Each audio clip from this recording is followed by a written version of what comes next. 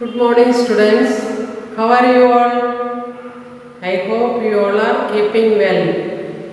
A hearty welcome to today's English class. Today we are going to learn the third lesson, The Little Girl from the Beehive. It is written by Catherine Mansfield. She was born on October 14, 1888 and died on 9th January 1923. She was a short story writer. She was born in New Zealand and at the age of 35 she died of pulmonary hemorrhage. Her works were published only after, most of her works were published only after her death. And this story, The Little Girl, is about a little girl named Kersia. She was afraid of her father and she tried to avoid him whenever she saw him. And she used to stammer or stutter when she speak with her father. Her father was a successful businessman and he went on with his work. He did not have any time to spend with his little daughter. So whenever he was at home, she used to order her to bring the things, never showed his love and affection. He was a serious man. As a result, she was afraid of her father and tried to avoid him whenever he was at home. At the end of the story, her attitude changes and she realizes that her father is very affectionate and he has a very big heart.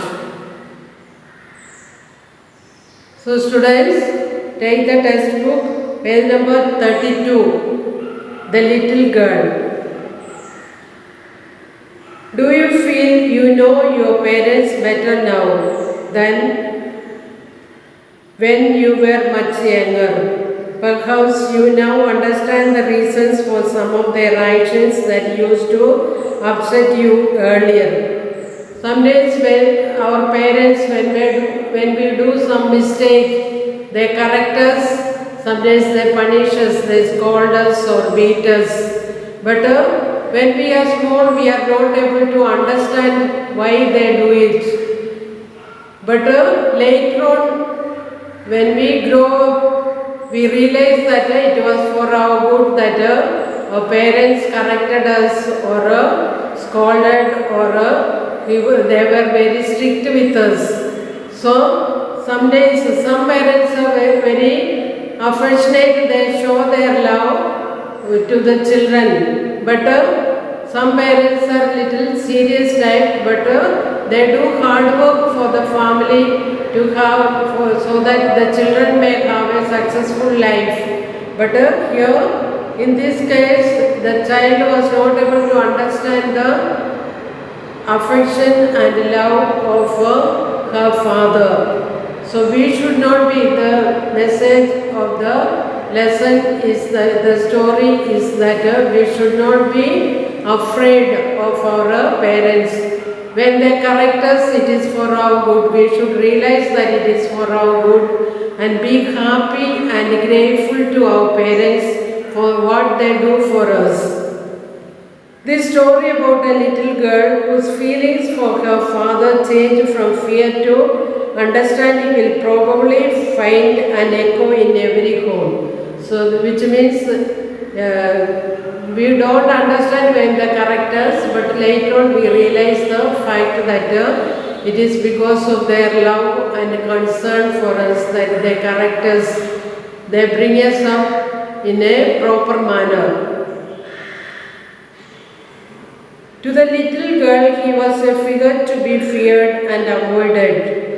So, to the little girl, for this Kezia, who is the main character of this story. For her father was a figure to be feared and avoided. So she always tried to avoid him because of her fear of her father. Every morning before going to work, he came into her room and gave her a casual kiss, to which she responded with "Goodbye, father." So every morning before going to work, he used to come to her room and wish her, greet her, give her a casual kiss. And casual kiss means without deep affection and interest. And she used to say goodbye to her father. And oh, there was a glad sense of relief when she heard the noise of the carriage growing fainter and fainter down the long road. So, and oh, there was a glad sense of relief. She used to feel relaxed when her father was away from home, and she used to feel happy when the noise of the carriage is a horse cart or a car. Here in the olden days, horse cart. So it was going fainter and fainter, means it was reducing its sound and down the long road. So she used to feel happy when her father was away from home. In the evening when he came home, she stood near the staircase and heard his loud voice in the hall. So in the evening after the work, when he came back home, she stood near the staircase. She was afraid, so she used to stand near the staircase and heard his loud voice in the hall. Used to hear his shouting loudly, "Bring my tea into the drawing room. Hasn't the paper come yet? Mother, go and see if my paper's out there and bring me my slippers." So he used to order from remaining in the drawing room. "Bring my tea into the drawing room." Ask her to bring the tea for him. Hasn't the paper come yet? He used to ask about the newspaper and ask his mother to get the newspaper and bring his slippers. Kezia, mother would call to her, "If you are a good girl, you can come down and take your father's boots." So her mother used to call her, "Kezia, if you are a good girl, go and you have to come down and take your father's boots," asking her to remove father's boots. Slowly the girl would slip down the stairs, more slowly, still across the hall, and push open the drawing room door. So slowly slip down means come down quietly and unwillingly. She was not happy to come down and face her father. So because her mother used to ask her, she used to come down slowly and unwillingly and push open the drawing room door. By that time he had his spectacles on and looked over them in a way that was terrifying to the little girl. So by the time she goes near to him, he used to keep his spectacles on and looked at her over them in the way, so that the way he looked at terrified her. She used to get frightened of him. "Well, Kezia, hurry up and pull out these boots and take them outside. Have you been a good girl today?" So he used to ask Kezia to pull off his boots and keep them outside. And he used to ask her, "Have you been a good girl today?" So whether she was a good girl on that day. "I don't know, father." So she used to stammer. She was not feeling confident of herself. That's why she used to stammer or stutter. You don't know if you stutter like that, mother will have to take you to the doctor. So the father also imitated her, how she used to talk, so he too stammered and stutter like her and said, if she continued to stutter or stammer, her mother has to take her to the doctor. She never stuttered with other people, had quite given it up. So she stopped doing it with other people. Only she was afraid of her father. That is why whenever he asked her something, she used to stutter. But only with the father, because then she was trying so hard to say the words properly. She was not getting the proper words to speak with her father. What's the matter? What are you looking so wretched about? So father used to ask, what is the matter? What are you looking so wretched? Wretched means unhappy. Why are you so unhappy about? Mother, I wish you told this child not to appear on the brink of suicide. Here, Kezia, carry my teacup back to the table carefully. So, he used to ask his mother to teach her not to appear on the brink of suicide. On the brink of means on the brink of suicide means about to commit suicide. She looked so unhappy even to the point of committing suicide. That's why he asked his mother to teach her to behave properly, to behave in a better way, be happy and talk and behave properly. He was so big, his hands and his neck, especially his mouth when he yawned. Thinking about him alone was like thinking about a giant. Because she was afraid of her father, her feeling and her vision about her father was that he was like a giant. He had a big hands and a big neck, especially his mouth was very large when he yawned. Yawning, like this, taking breath. So, yawning time also she felt that his mouth was very large. So, thinking about him alone was like thinking about a giant. She felt that he was like a monster or a giant. On Sunday afternoons, grandmother sent her down to the drawing room to have a nice talk with her father and mother. So it is only on Sundays father used to be at home, and Sundays afternoon grandmother used to send her to her parents to have a nice talk with them.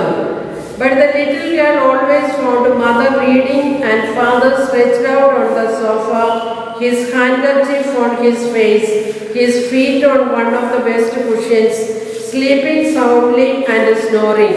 So whenever she went in the afternoon on Sundays to the drawing room, she used to find her mother busy with reading the newspapers, and her father used to lie on the sofa with a handkerchief covered his face and his feet on one of the best cushions, and he used to sleep soundly and snoring. Snoring means sleep noisily, making noise while sleeping. So she found that her parents were busy with their own things, and they did not have enough time to spend with her. She sat on a stool, gravely watched him until he woke and stretched and asked the time, then looked at her.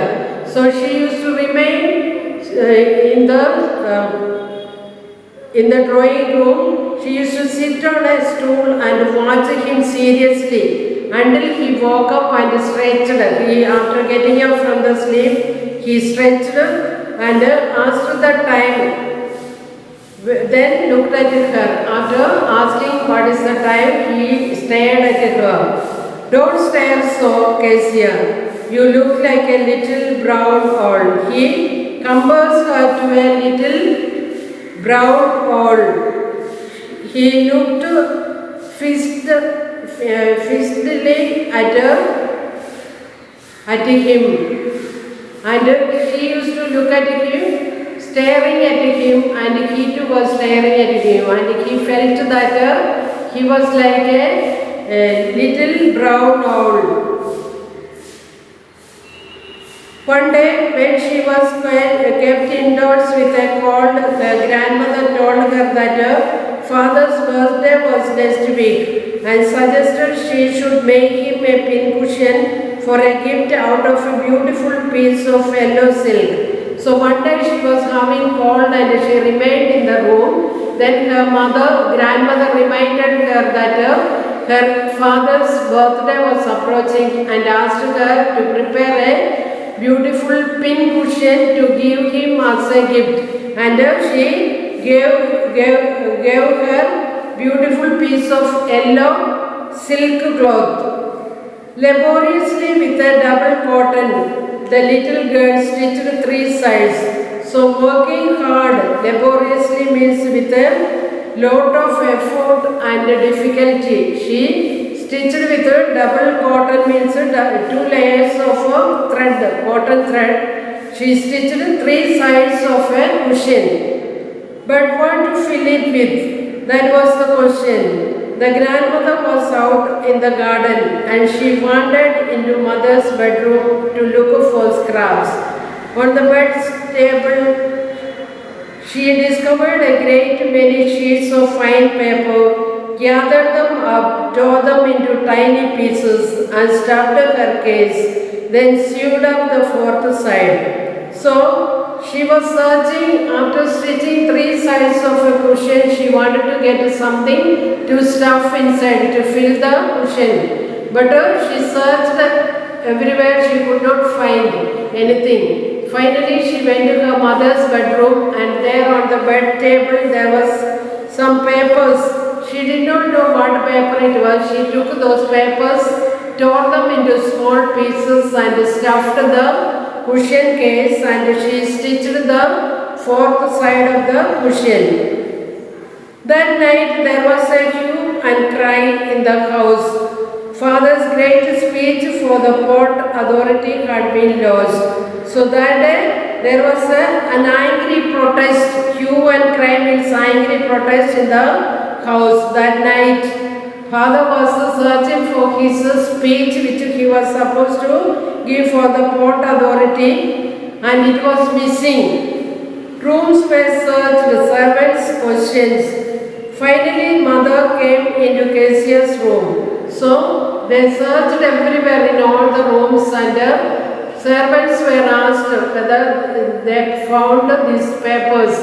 And finally her mother came to her Kezia's room. Kezia, I suppose you didn't see some papers on a table in our room. So she asked mother, Kezia's mother asked whether she had seen some papers in her room. Oh yes, she said, I tore them off for my surprise. So she said that she had seen it and she tore them up for my surprise. Means here surprise is the gift that she prepared for her father. What? Screamed mother. Come straight down to the dining room this instant. So her mother was so angry, she shouted at her and pulled her down, asked her to come to the dining room that moment itself.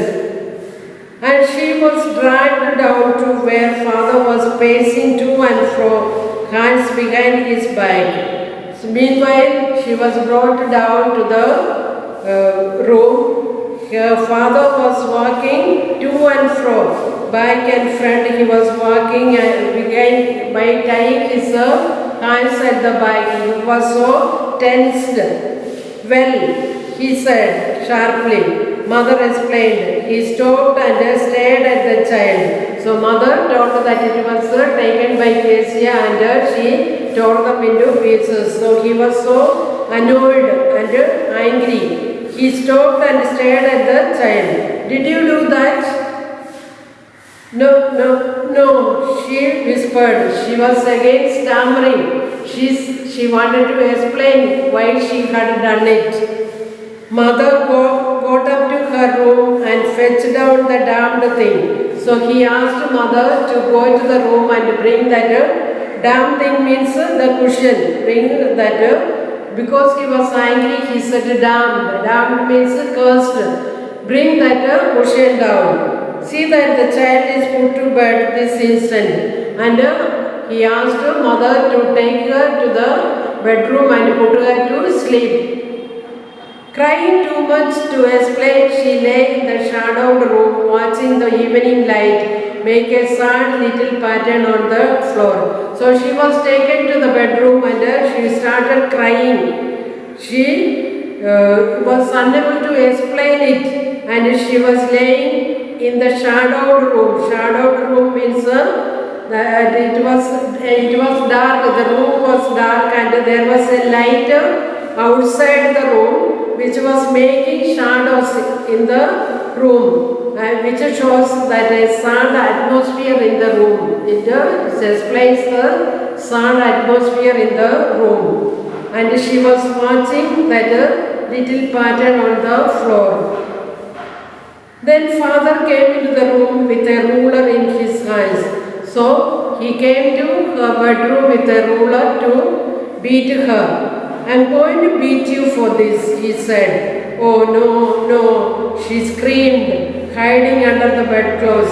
So she was afraid of her father. She said no to beat her. She cried and screamed and then she was trying to lay down under the bedcloth. Bedcloth is the bed cover or the bed sheet. He pulled them aside. Father pulled out the bedsheet aside and asked her, sit up, he ordered, and hold out your hands. You must be taught once and for all not to touch what does not belong to you. So, father asked her to sit up and asked her to hold out her hands and told her that you must be taught once and for all not to touch what does not belong to you. So father told hereafter you should never touch the things what does not belong to her. But it was for your birthday. So she wanted to explain to him that it was for his birthday. She was preparing a surprise gift. Down came the ruler on her little pink palms. By the time her father met her little palms, pink palms. Hours later, when grandmother had wrapped her in a shawl and rocked her in the rocking chair, the child clung to her soft body. So after some time, her grandmother came and wrapped her in a shawl and made her to sit on her lap in the rocking chair. And by the time the child clung to her, means hold tightly to her soft body. Grandmother was trying to pacify, make her comfort her and make her happy. What did God make fathers for? She sobbed. Then she was thinking in her mind, why did God create fathers? So because she was feeling very sorry and she sobbed, means she was weeping silently. Sobbed means weeping silently. Here is a clean hanky, darling. Blow your nose. Go to sleep, pet. You will forget all about it in the morning. I tried to explain to father, but he was too upset to listen tonight. So grandmother gave her a clean hanky to clean her nose and asked her to go to sleep. And by the time she sleeps and get up morning, she will forget about this beating. And then she also tried to comfort her, telling that the grandmother tried to explain to her father, but he was not in a mood to listen to her. But the child never forgot. Next time she saw him, she quickly put both hands behind her back and a red color flew into her cheeks. But the child could not forget it. She was always reminded of the beating that she received, and whenever she saw him, she quickly put her hands behind, thinking that he would beat her again. And her face used to become reddish because of the fear. So students, read the lesson and write down the meanings that are given in the textbook into your notebook. So students, thank you. Have a nice day.